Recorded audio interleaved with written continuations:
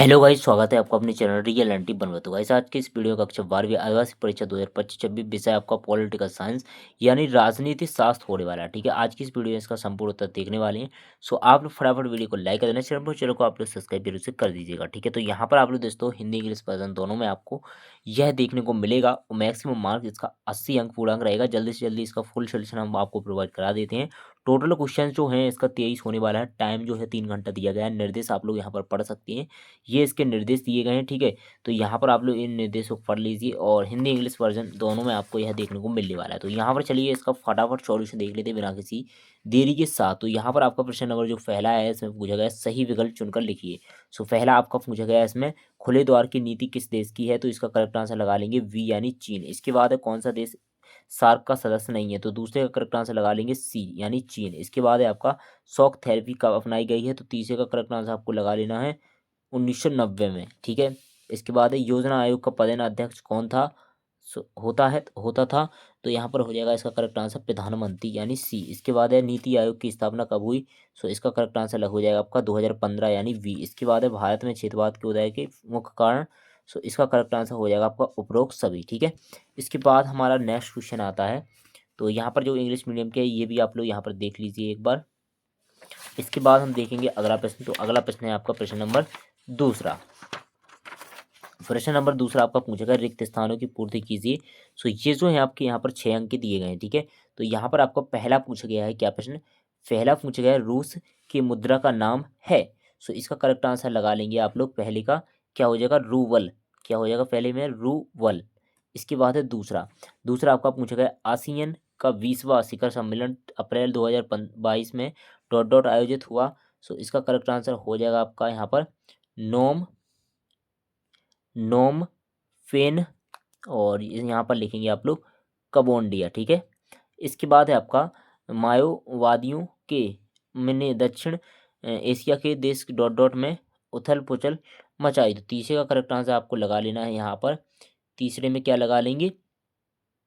नेपाल। क्या हो जाएगा तीसरे का? नेपाल। यहाँ पर लिखेंगे नेपाल। इसके बाद है आपका पर्यावरण दिवस डॉट डॉट को मनाया जाता है। तो पर्यावरण दिवस जो है यहाँ पर 5 जून को मनाया जाता है। कितने जून को? 5 जून को। इसके बाद है आपका नॉर्मन वॉरलॉन्ग डॉट डॉट क्रांति संबंधित थे।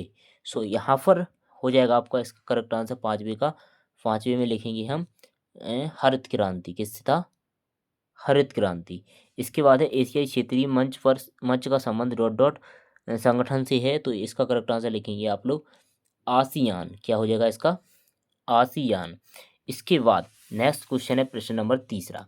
प्रश्न नंबर तीसरे में हमारा पूछा गया है यहाँ पर क्या पूछा गया है? सत्य असत्य बताइए। तो सत्य असत्य बताना है यहाँ पर आप लोग। सबसे पहले जल्दी से वीडियो को लाइक कर दीजिए, चैनल को आप लोग सब्सक्राइब जरूर से कर दीजिएगा। ठीक है, सो यहाँ पर आपके जो सत्य असत्य पूछे गए हैं यहाँ पर पहला है सोवियत राजनीतिक प्रणाली का आधार स्तंभ कम्युनिस्ट पार्टी थी। सो इसका करेक्ट आंसर लगा लेंगे पहला आपका क्या हो जाएगा? सत्य। इसके बाद दूसरा 10 दिसंबर को मानव अधिकार दिवस मनाया जाता है। ये भी हो जाएगा आपका सत्य।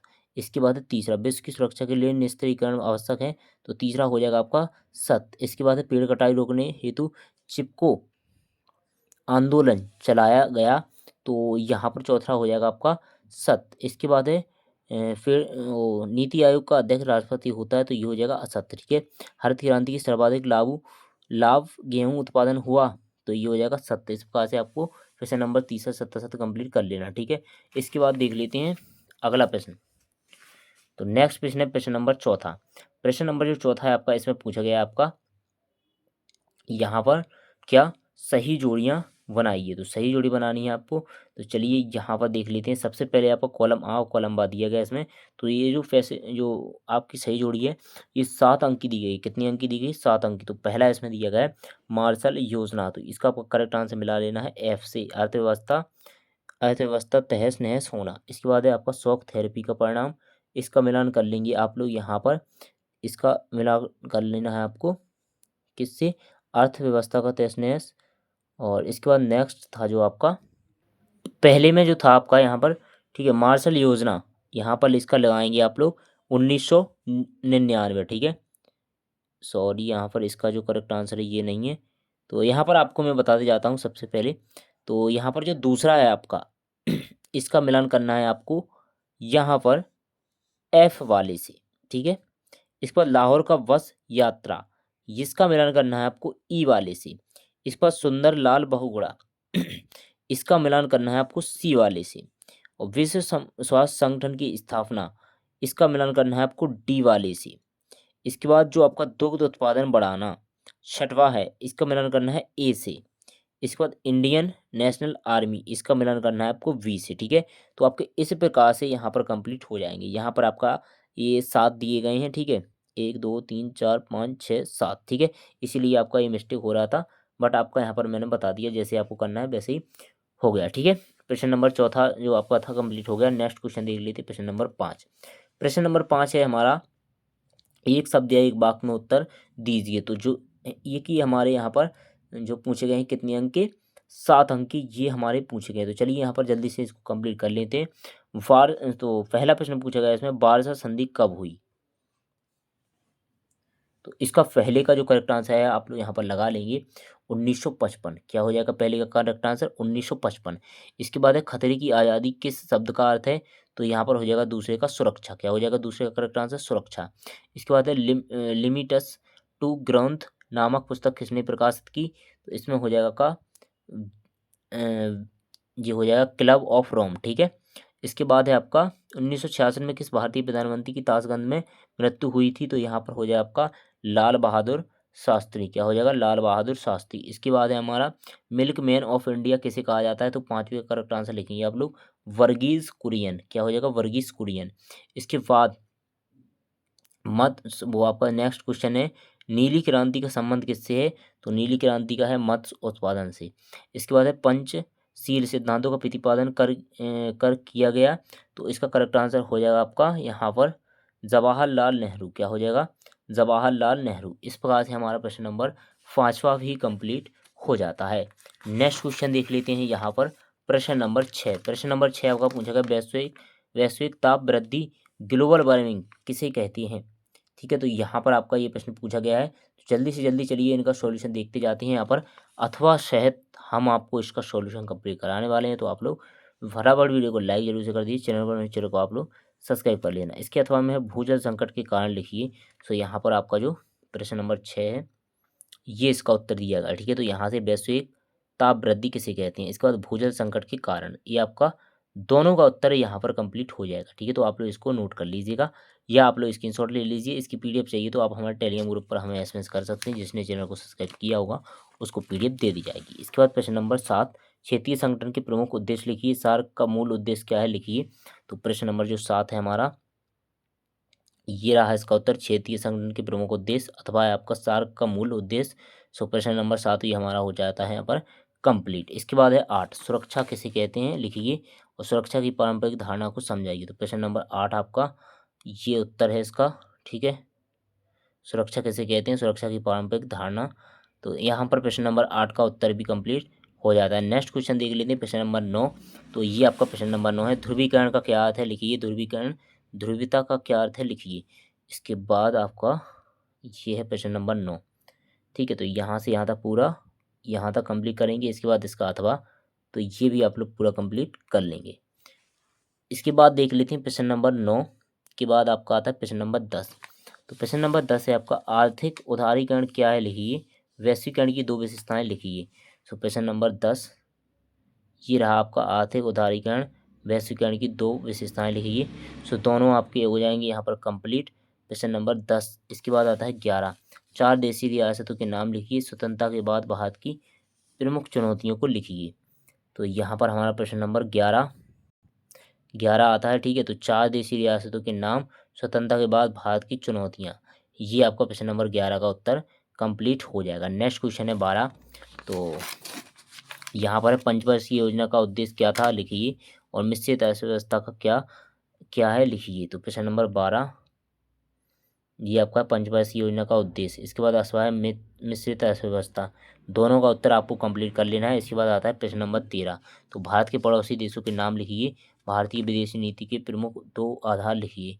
तो प्रश्न नंबर 13 ये आपका दिया गया है, यहाँ से यहाँ तक कंप्लीट कर लेंगे। इसके बाद इसका जो अथवा है ये भी आप लोग कंप्लीट कर लेंगे। प्रश्न नंबर 13 के बाद है 14, पंचशील सिद्धांत क्या है लिखिए। राष्ट्रीय हित क्या है लिखिए। तो क्वेश्चन नंबर 14 ये आपका इसका कंप्लीट हो जाएगा आंसर। इसके बाद इसका कंप्लीट हो जाएगा। क्वेश्चन नंबर 14 भी कंप्लीट हो गया।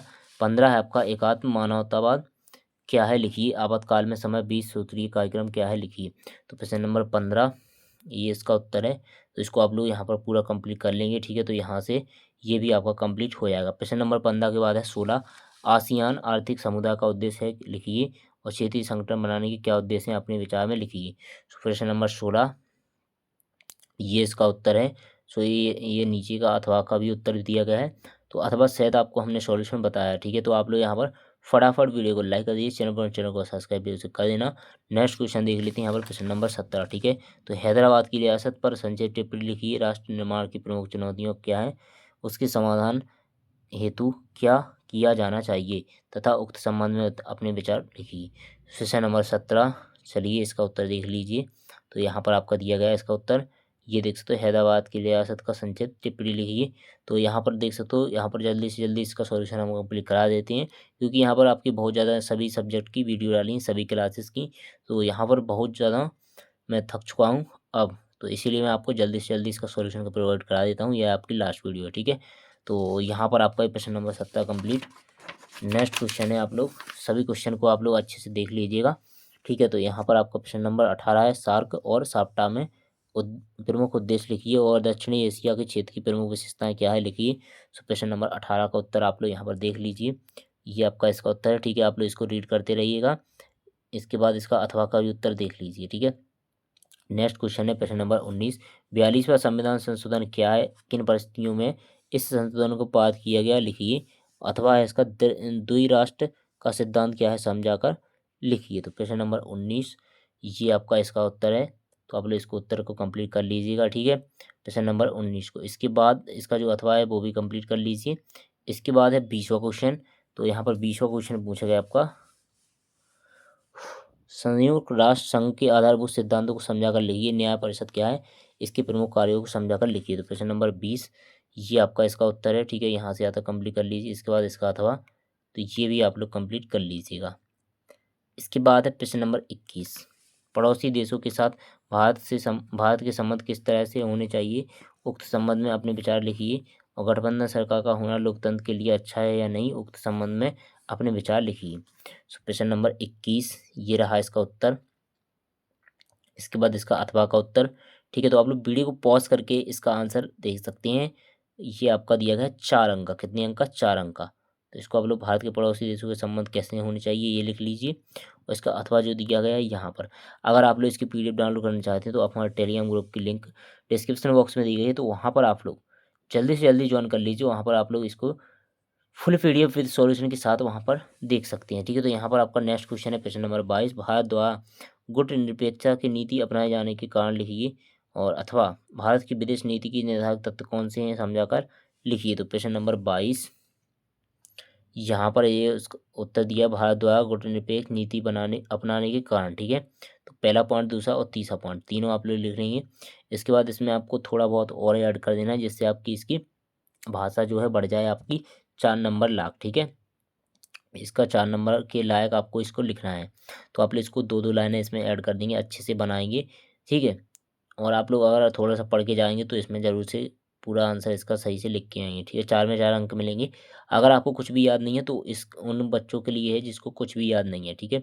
जिनको कुछ याद नहीं है तो इतना आप लोग याद करके जा सकते हैं, तो आप लोग पास तो ज़रूर हो जाएंगे, ठीक है। इसके बाद अथवा जो है इसमें आपकी हेडिंग के नाम दिए गए हैं। इसके बाद लास्ट क्वेश्चन जो आपका है इसका भारत विभाजन के कारण लिखिए। भारत में राष्ट्र निर्माण की कौन कौन सी चुनौतियाँ थीं, इसका उत्तर भी आपको लिखना है। तो प्रश्न नंबर 23 भारत विभाजन के कारण, तो पहला आप लोग दे सकते हो, दूसरा और तीसरा चौथा, तो चारों आपके दी गई हैं। इसके बाद है इसका अथवा, तो राष्ट्र निर्माण की चुनौतियाँ, ये इसका उत्तर है। तो ये भी आप लोग यहाँ पर फुल सॉल्यूशन के साथ कंप्लीट कर लेंगे। तो यहाँ पर जो था आपका 1 से लेकर 23 तक का फुल सॉल्यूशन हमने करा दिया है आपको कंप्लीट। अब आपको कर देना है वीडियो को लाइक और चैनल को कर दीजिए सब्सक्राइब। और यहाँ पर जो सॉल्यूशन था आपका कक्षा 12वीं अर्धवार्षिक परीक्षा पॉलिटिकल साइंस, इसका आपका फुल सॉल्यूशन हमने करा दिया है कंप्लीट। और अगर आपको इसकी PDF चाहिए तो आप हमारे टेलीग्राम ग्रुप को ज्वाइन कर सकते हैं, लिंक आपको डिस्क्रिप्शन बॉक्स में दी गई है। टेलीग्राम पर जाइएगा, आप हमें एसएमएस कीजिएगा कि सर पीडीएफ चाहिए, तो आपको पीडीएफ दे दी जाएगी, ठीक है। अगर आपने चैनल को सब्सक्राइब किया होगा तो आपको पीडीएफ विद सॉल्यूशन के साथ सेंड कर दी जाएगी। और मिलते हैं ऐसे नेक्स्ट वीडियो के साथ दोस्तों, तब तक के लिए बाय बाय, जय हिंद दोस्तों।